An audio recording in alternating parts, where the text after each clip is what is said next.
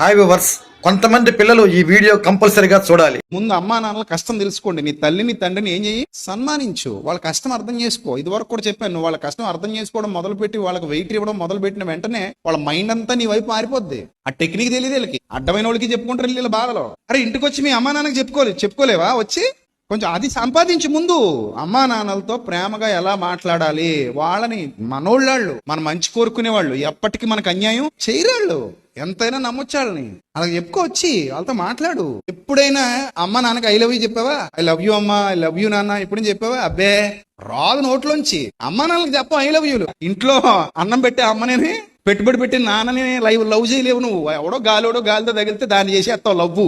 ఇక్కడ పుట్టదానికి లవ్వు, అమ్మ మీద పుట్టలేదు లవ్వే, నాన్న మీద పుట్టలేదు లవ్వు, ఎవరితో మీదో పుట్టేసిందంట లవ్. వీళ్ళకి ఈయన చెప్పేటట్లు చేసే దమ్ము మీకుందా? పిల్లలు ఉంటే చేసేయండి.